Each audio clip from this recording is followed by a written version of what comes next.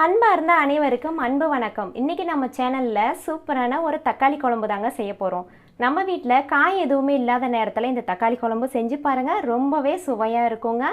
அந்த குழம்பு செய்கிறத பார்க்குறதுக்கு முன்னாடி நம்ம சேனலை இப்போ தான் நீங்கள் முதல்ல பார்க்குறீங்கன்னா மறக்காமல் சப்ஸ்கிரைப் பண்ணிக்கோங்க. பெல் ஐக்கான் பட்டனையும் கிளிக் பண்ணிக்கோங்க. அப்போ தான் நான் அடுத்தடுத்து போடுற வீடியோ எல்லாம் உங்களுக்கு உடனுக்குடனே நோட்டிஃபிகேஷனாக வந்து சேரும்.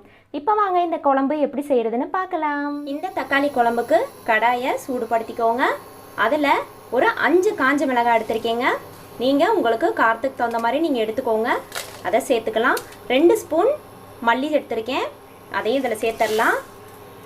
ஜீரகம் இருக்கட்டும். ஃபஸ்ட்டு இதை ரெண்டையுமே நம்ம வறுத்து எடுத்துக்கலாங்க. எண்ணெய் எதுவுமே சேர்க்கக்கூடாது, வெறும் கடாயில் தாங்க வறுத்து எடுக்கணும். கரிஞ்சு போயிடாமல் மிதமான சூட்டில் வறுத்துடலாம். இப்போது இந்த மிளகா மல்லியோட வாசம் கொஞ்சம் நல்லா வந்துட்டுருக்குங்க, அதோட ஃப்ளேவர். அந்த ஸ்டேஜில் நம்ம எடுத்து வச்ச அந்த ஜீரகத்தை சேர்த்துக்கலாம். ரொம்ப சேர்க்க வேணாங்க, ஒரு 1/2 ஸ்பூன் அளவுக்கு ஜீரகம் சேர்த்தா போதும். ஜீரகமும் இந்த அளவுக்கு நல்லா பொரிஞ்சிடணுங்க.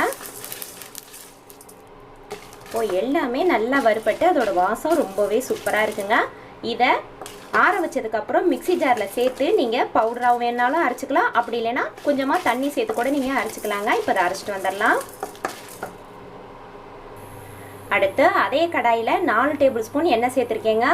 எண்ணெய் மற்ற குழம்பை விட கொஞ்சம் ஒரு 2 ஸ்பூன் கூடுதலாக எடுத்துக்கலாம்.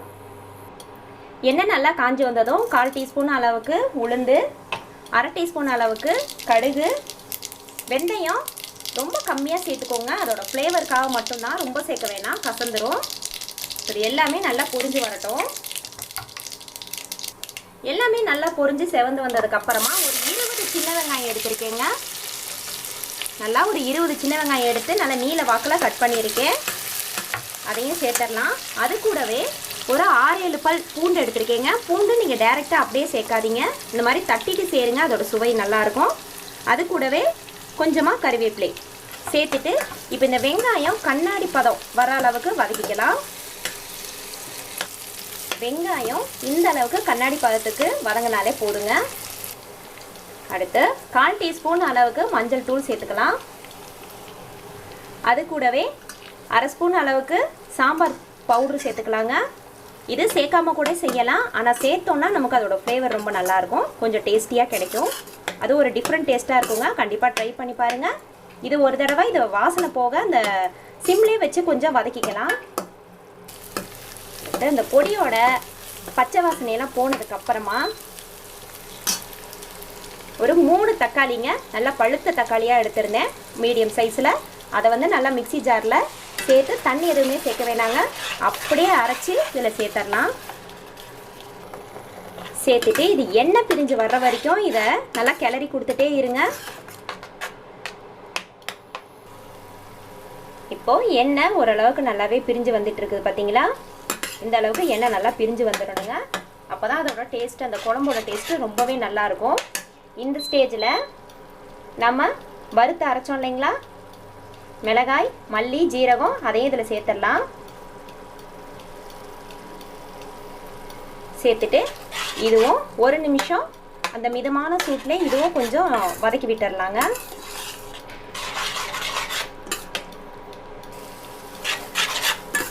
ஒரு நிமிஷம் நல்லா அதை வதக்கி விட்டதுக்கப்புறமா இப்போ இந்த குழம்புக்கு தேவையான உப்பு சேர்த்துக்கலாங்க. சேர்த்துட்டு கொஞ்சமாக தண்ணி சேர்த்துக்கோங்க, நிறைய சேர்க்க வேணாங்க. இந்த குழம்பு கொஞ்சம் கெட்டியாக தான் இருக்கணும், ரொம்ப சேர்க்க வேணாம், ஓரளவு சேர்த்தாலே போதும். அடுப்பை மிதமான சூட்டுக்கு மாற்றிட்டு, அதாவது மீடியம் ஃப்ளேமுக்கு மாற்றிட்டு மூடி போட்டு இதை குக் பண்ணிக்கலாங்க.